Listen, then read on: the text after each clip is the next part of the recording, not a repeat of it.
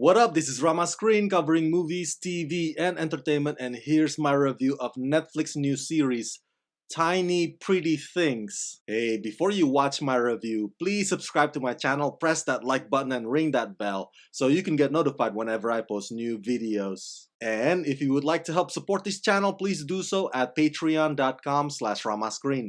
That's patreon.com/ramascreen. Let's rock this! First up, I would like to say thank you to Netflix for granting me the screener to the entire 10 episodes of this new show. Tiny Pretty Things is a mixed bag to me. There are elements about it that I enjoy, and there are elements about it that, as Peter Griffin would put it, they grind my gears. At times, Tiny Pretty Things can be this seductive, sensual, cutthroat, addictive show that keeps pulling you in. But at other times, Tiny Pretty Things can be extremely frustrating, especially with its whodunit mystery that keeps running in circles and chasing its own tail. The story is a bit all over the place too, and the relationship dilemmas are over the top. Some of the performances are elegant and intriguing, but they get held back by the subpar writing quality that settles for cliches, one-liners, excessive pointless dreamscapes, and unsophisticated melodrama.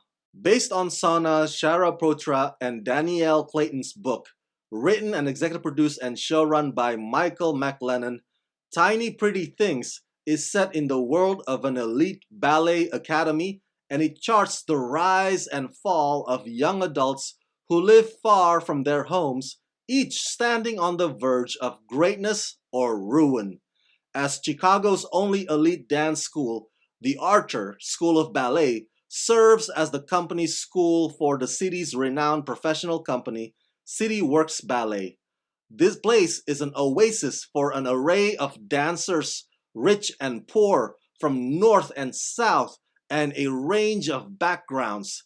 Yet, they all share a rare talent and passion of dance, and when it comes to their dreams, there is no plan B, until a certain tragedy unleashes a chain of events that would shake their loyal sense of community.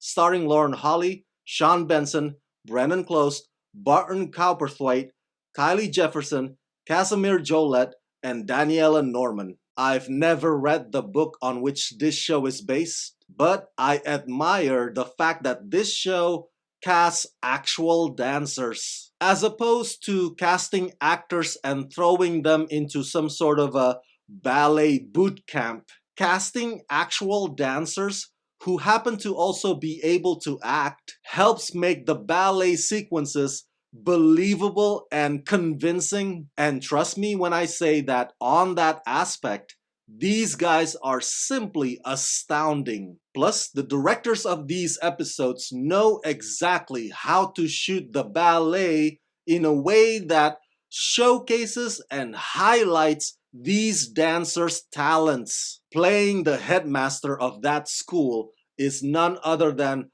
Lauren Holly, who I think does a fine job of straddling the line between villainy and management. In each episode, the narrator would tell us these ballet analogies that are supposed to tie into the episode's themes, but the problem is that that effort doesn't always stick or land, and the dreams or the nightmares just exacerbate it, because oftentimes it has nothing to do with what comes before or after it, and you start to wonder why on earth do the writers like to constantly torture these characters when they're sleeping. Yes, you can argue that that's the script's way of illustrating your conscience nagging at you. But if the objective is to be riveting, it ends up being baffling instead. Oh, and there's this police character